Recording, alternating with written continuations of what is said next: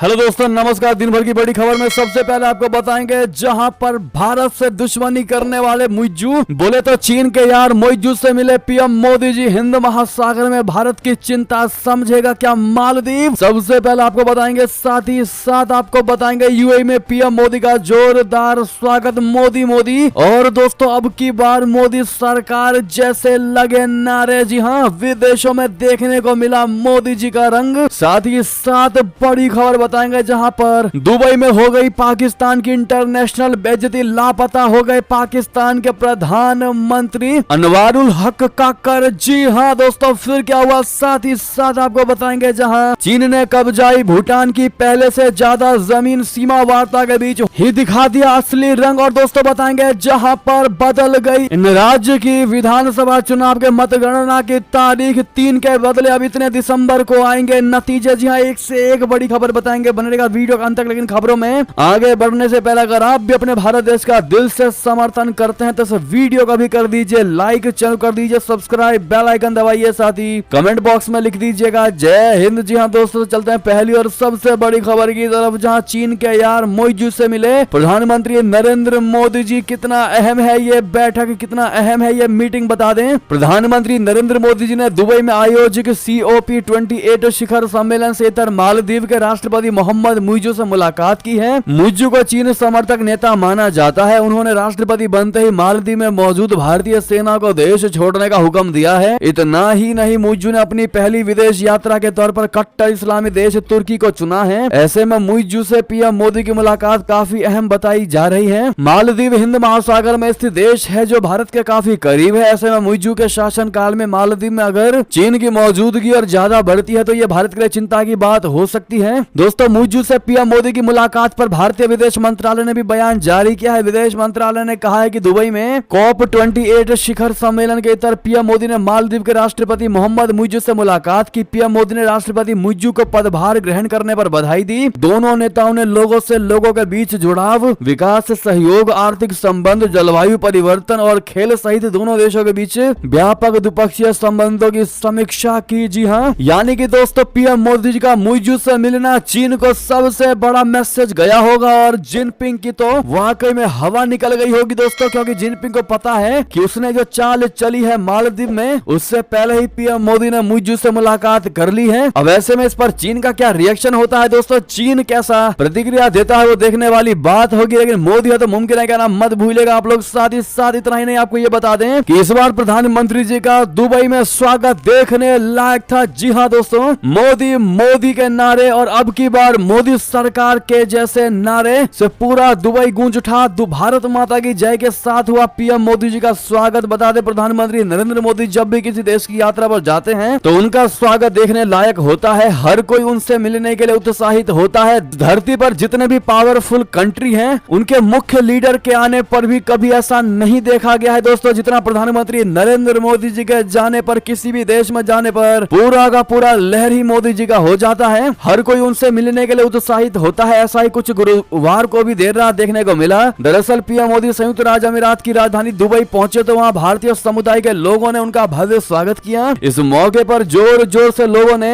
मोदी मोदी और अब की बार मोदी सरकार के नारे लगाए। इसके अलावा भारत माता की जय और वंदे मातरम की भी गूंज सुनाई दी। बता दें कि प्रधानमंत्री COP28 के विश्व जलवायु शिखर सम्मेलन में शामिल होने के लिए दुबई पहुंचे हैं। ऐसे में दोस्तों, आप भी प्रधानमंत्री मोदी जी के इस दुबई यात्रा के लिए अपनी राय अवश्य दीजिएगा दोस्तों। जिस तरह से प्रधानमंत्री मोदी जी ने 2014 के बाद से भारत को एक नेक्स्ट लेवल तक पहुंचाया है दोस्तों, ऐसे में लॉन्ग लिव मोदी जी कहना तो बिल्कुल भी है, आप लोग मत भूलिएगा। चलते हैं एक और खबर की तरफ इसी से जुड़ी, जहां प्रधानमंत्री मोदी जी ने इजरायली राष्ट्रपति को भी दे डाली सलाह। आखिर कैसे निकलेगा फलस्तीन मुद्दे का हल, बता दें। COP28 समिट के दौरान पीएम नरेंद्र मोदी जी और इजरायल के राष्ट्रपति इसहाक हर्जोग के बीच यूएई में मुलाकात हुई। दोनों के बीच हमास के साथ चल रहे युद्ध को लेकर बातचीत हुई। 7 अक्टूबर को इजरायल में हुए कत्लेआम को लेकर प्रधानमंत्री नरेंद्र मोदी ने दुख जताया और हर्जोग से बातचीत और रणनीतिक पहल के जरिए समस्या का हल निकालने की सलाह दी। साथ ही साथ आपको यह भी बता दें कि दुबई में दोस्ती का कॉकटेल देखने को मिला। पीएम मोदी को देखते ही गले लगे यूएई के राष्ट्रपति, पाकिस्तान को लग जाएगी निश्चित तौर पर मिर्ची। जी हाँ दोस्तों, दुबई में मोदी जी का जो स्वागत हुआ वो तो हुआ ही, लेकिन एक जो तस्वीर निकलकर सामने आई है वाकई में पाकिस्तान में तहलका मचाने वाली है। और पाकिस्तान पाकिस्तान को तगड़ी वाली मिर्ची लगने वाली है। और हो भी क्यों नहीं, आखिर भारत ने पाकिस्तान की दुखती रग पर हाथ जो रख दिया है। जी हाँ, COP28 ने दुबई पहुंचने पर सम्मेलन के आयोजक और संयुक्त अरब अमीरात के शासन प्रमुख मोहम्मद बिन जायद अल नाहयान से पीएम मोदी जी की मुलाकात हुई। इस मुलाकात के दौरान दोनों नेता एक दूसरे के गले मिले और हाल चाल पूछा। उनका इस तरह का आत्मीय ग्रुप से गले मिलना कोई पहली बार नहीं है। दोनों नेताओं की इस जबरदस्त बॉन्डिंग के साथ ही दोनों देशों के आर्थिक और सामरिक संबंध भी पहले से ज्यादा मजबूत होते जा रहे हैं। दोनों देशों के बढ़ते आर्थिक संबंधों का अंदाजा इसी बात से लगाया जा सकता है कि भारत और यूएई के बीच द्विपक्षीय व्यापार 1970 के दशक में केवल 18 करोड़ डॉलर प्रति वर्ष का कारोबार होता था। अब वही कारोबार लगातार बढ़कर वित्त वर्ष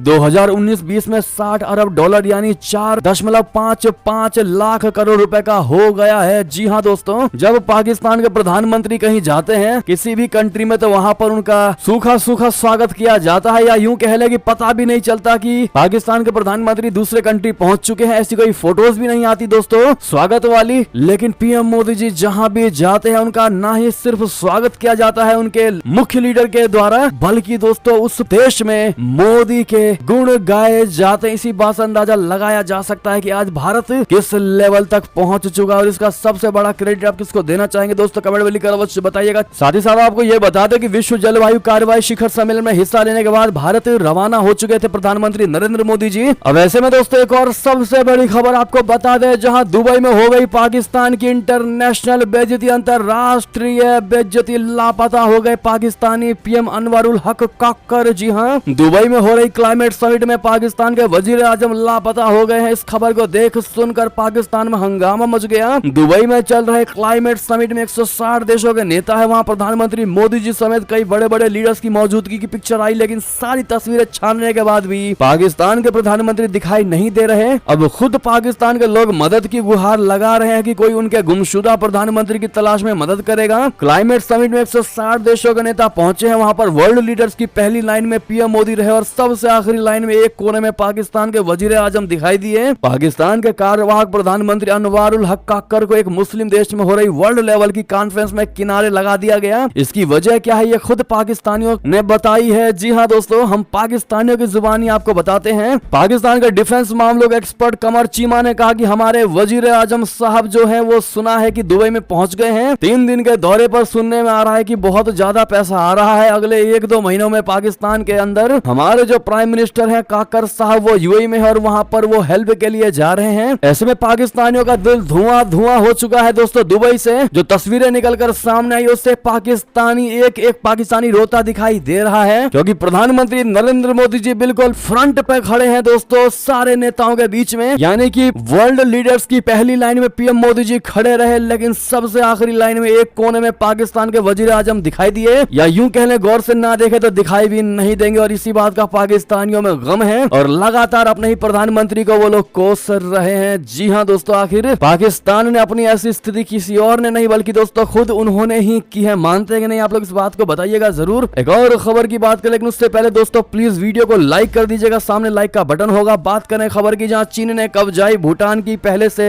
ज्यादा जमीन सीमा वार्ता के बीच ही दिखा दिया असली रंग। बता दें, चीन ने भूटान के साथ सीमा समझौते से पहले ही उसकी पहले से ज्यादा जमीन पर कब्जा कर लिया है। यह खुलासा ब्रिटेन की प्रसिद्ध थिंक टैंक चैथम हाउस बोले तो royal institute of international affairs ने किया है। चैथम हाउस ने सितंबर में सैटेलाइट तस्वीरों के आधार पर बताया है कि चीन ने छोटे हिमालयी राज्य भूटान के साथ विवादित सीमा पर बातचीत के दौरान अपने कब्जे के कार्यक्रम को जारी रखा है। दोनों देशों के बीच जल्द ही होने वाली सीमा समझौते की इस घोषणा के बाद भूटान की सुदूर जकार लंगू घाटी बेयूल खेनपा जोंग क्षेत्र का हिस्सा में नई चौकियां स्थायी चीनी क्षेत्र बन सकती है। ऐसा माना जाता है कि भूटान एक बड़ी रियायत के तहत जकार लुंग और पड़ोसी मेनचुमा घाटी दोनों में चीन के कब्जे में गई जमीन को छोड़ देगा। जी हां, अक्टूबर में टांडी दोरजी बीजिंग की यात्रा करने वाले पहले भूटानी विदेश मंत्री बने। इस दौरान उन्होंने चीनी उपराष्ट्रपति हान झेंग से मुलाकात की। दोरजी ने लंबे समय से चल रही सीमा वार्ता को एक ऐतिहासिक अवसर बताया। उसी महीने भूटान के प्रधानमंत्री लोटे शेरिंग ने एक भारतीय अखबार से बात करते हुए कहा था कि हमें एक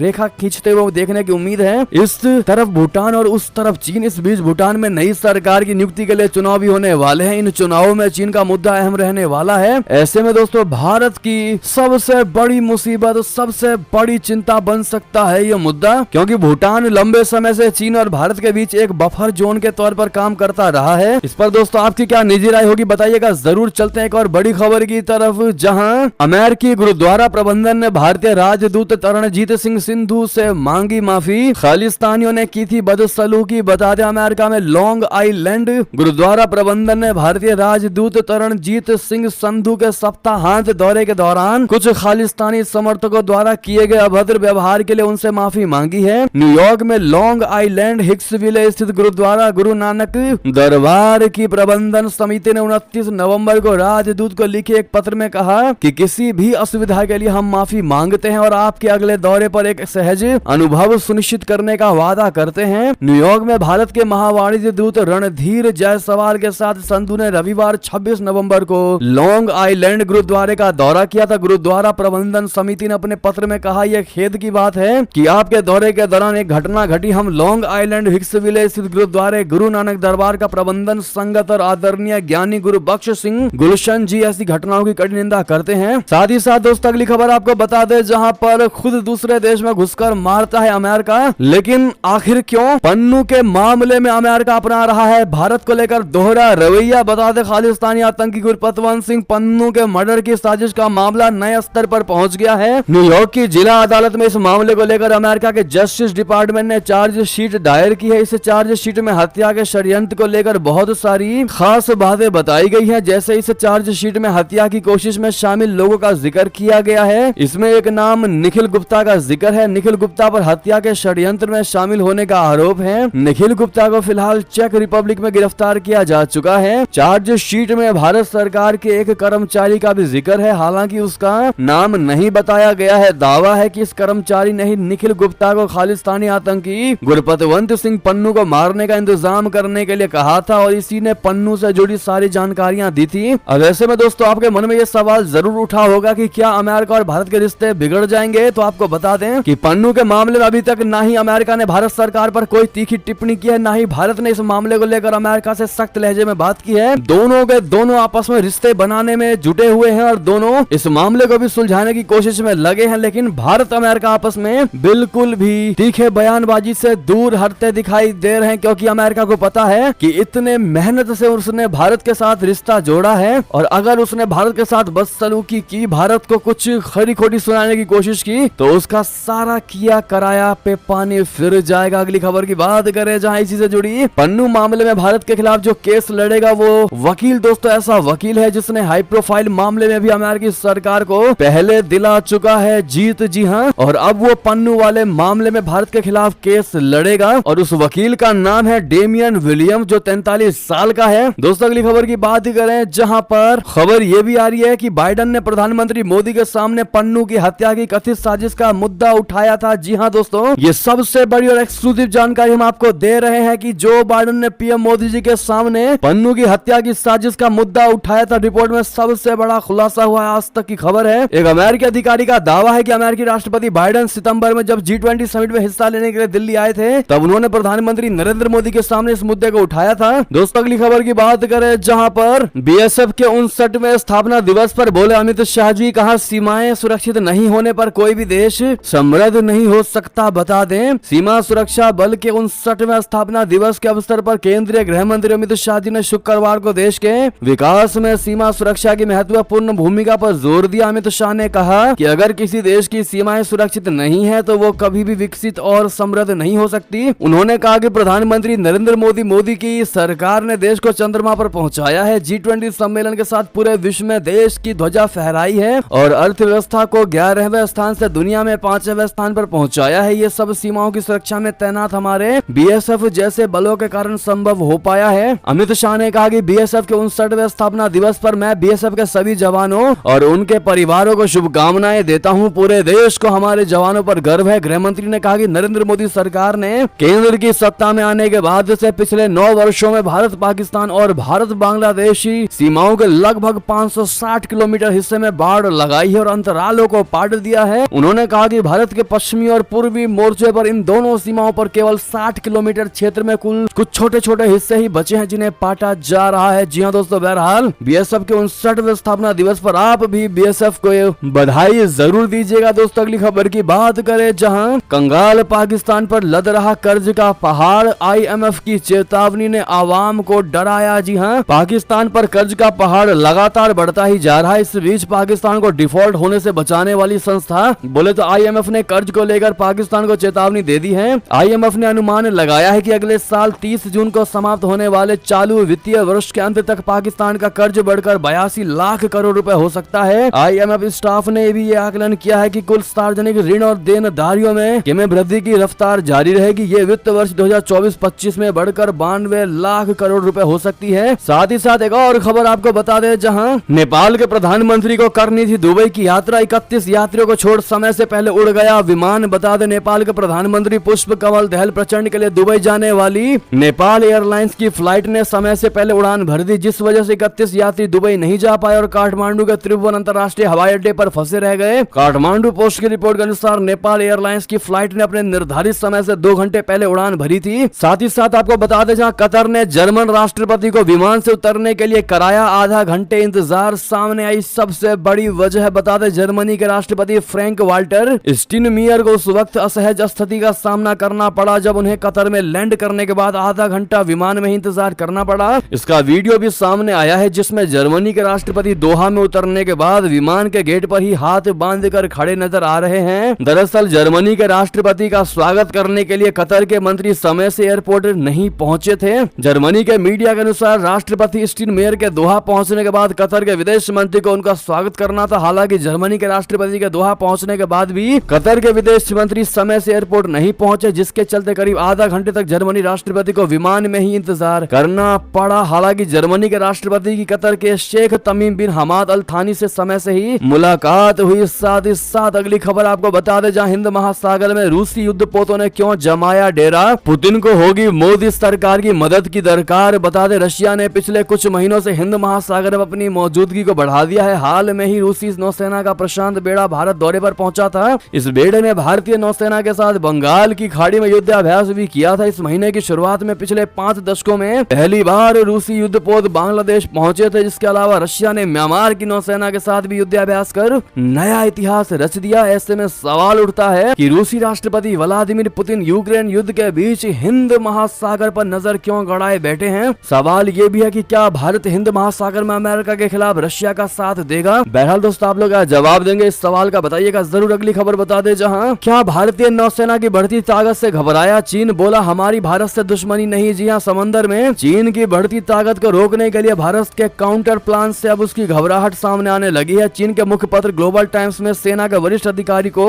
कोट करके कहा गया है कि अगर भारत उकसाता नहीं हो तो उसकी कोई दुश्मनी नहीं है। वहीं इस रिपोर्ट में भारत के एयरक्राफ्ट कैरियर और आगे के प्लान की भी विस्तार से चर्चा की गई है। भारतीय नौसेना के पास पहले 2 विमान वाहक पोत है, INS विक्रमादित्य और INS विक्रांत। वहीं भारत अब 40,000 करोड़ की लागत से नया एयरक्राफ्ट कैरियर बनाने की तैयारी कर रहा है। इसका वजन 45,000 टन होगा, जो कि कोच्चि के शिपयार्ड में बनाया जाएगा। ग्लोबल टाइम्स के मुताबिक ब्लूमबर्ग ने अपनी रिपोर्ट में कहा था कि भारत हिंद महासागर में चीन की बढ़ती ताकत को रोकने के लिए अब अपनी मौजूदगी बढ़ा रहा है। भारत पहली बार हिंद महासागर में पेट्रोलिंग के लिए इतने बड़े पैमाने में पोत उतार रहा है। बीजिंग के किसी एक्सपर्ट कोट करते हुए कहा गया कि दुनिया भर में ज्यादातर देश अपने आप से एयरक्राफ्ट कैरियर नहीं बना सकते। भारत के पास अगर क्षमता है तो उसे नेवी की ताकत बढ़ाने के लिए इस्तेमाल करनी चाहिए, लेकिन अगर ये सब केवल चीन को टारगेट करने के लिए किया जा रहा है तो ये एक संकीर्ण सोच है, छोटी सोच है, सूक्ष्म सोच है, जैसा बयान दिया गया है। दोस्तों, एक और खबर की बात करें, जहां अंजू के आने पर यूं ही नहीं रो रहा नसरुल्लाह, पाकिस्तान सरकार ने दिया धोखा, अब सता रहा बहुत बड़ा डर। बता दें, राजस्थान की रहने वाले अंजू पाकिस्तान में करीब 5 महीने बिताने के बाद भारत वापस आ गई। अंजू की अब कोशिश है कि किसी भी तरह से वो अपने भारतीय पति अरविंद से तलाक ले ले। वहीं अंजू के जाने के बाद पाकिस्तान के दिल में मौजूद नसरुल्लाह का बुरा हाल है और एक भारतीय टीवी चैनल से बातचीत में वो रो पड़ा। नसरुल्लाह ने कहा कि भावनाएं ऐसी है कि रुकने का नाम नहीं ले रही। नसरुल्लाह ने कहा कि अगर अंजू वापस पाकिस्तान नहीं आती है तो वो भारत पहुंच जाएगा। नसरुल्लाह ने कहा कि मैं अंजू का पति हूं और वीजा मिल जाएगा तो मैं जाऊंगा। नसरुल्लाह भले ही ये दावा कर रहा हो, लेकिन उसे अंदर ही अंदर अंजू को लेकर बड़ा डर सता रहा है। यही वजह है कि वो अब दुबई जाने की योजना बना रहा है। दोस्तों, उसे पता है कि अंजू भारत तो चली गई है, लेकिन बड़ी आसानी से वापस वो जल्दी नहीं आ पाएगी, क्योंकि अब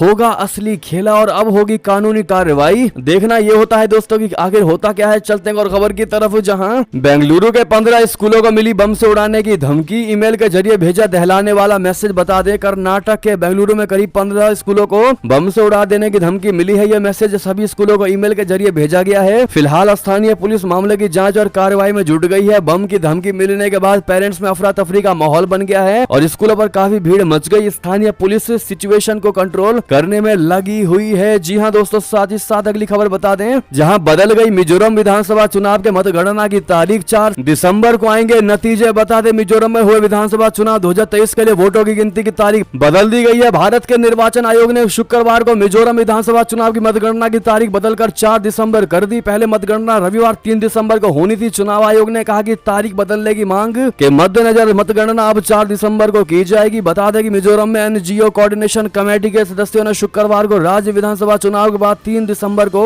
प्रस्तावित मतगणना की तिथि में बदलाव को लेकर राज्य भर में विरोध प्रदर्शन किया। राज्य की राजधानी आइजोल और अन्य जिला मुख्यालयों में प्रदर्शन किए गए। साथ ही साथ दोस्तों अगली खबर आपको बता दें, जहां एग्जिट पोल पर सियासत के बीच कांग्रेस अध्यक्ष खड़गे ने बुलाई आपातकालीन बैठक, बीजेपी के खिलाफ चुनाव आयोग से की शिकायत। बता दें, मध्य प्रदेश में विधानसभा चुनाव को लेकर एग्जिट पोल पर सियासी बयानबाजी का दौर जारी है, तो वहीं इसी बीच एक भारतीय जनता पार्टी के खिलाफ चुनाव आयोग को भी शिकायत पहुंच गई है। बताया जा रहा है कि भाजपा खेमे की प्रदेश में कार्यालय में मतगणना को लेकर एक बैठक का वीडियो वायरल हो गया था। इस वीडियो का आधार बनाकर कांग्रेस नेतृत्व चुनाव आयोग की शरण में पहुंच गया। इसी के साथ कांग्रेस के राष्ट्रीय अध्यक्ष मल्लिकार्जुन खड़गे ने शुक्रवार रात 11 बजे एक बैठक बुलाई है। साथ ही इससे पहले प्रदेश के पूर्व मुख्यमंत्री कमलनाथ ने एग्जिट पोल को जानबूझकर निराशाजनक बनाए जाने की बात कहते हुए कांग्रेस कार्यकर्ताओं से पूरी ताकत के साथ मैदान में आ जाने की अपील की है। चुनाव आयोग को दी गई शिकायत के मुताबिक कांग्रेसी नेतृत्व का आरोप है कि भाजपा नेताओं का एक वीडियो सोशल मीडिया पर वायरल हो रहा है, जिसमें प्रदेश कार्यालय में मतगणना को लेकर एक बैठक में उन्हें मतगणना के दौरान हंगामा करने की बात कहते देखा जा सकता है। मुख्य निर्वाचन अधिकारी अनुपम राजन को ज्ञापन सौंपकर कांग्रेसियों ने कहा है कि भाजपा ऐसा अराजकता का माहौल हार के डर के मारे खड़ा करना चाहते हैं। ऐसे में मतगणना केंद्रों पर अतिरिक्त बल तैनात किया जाए। बहरहाल दोस्तों,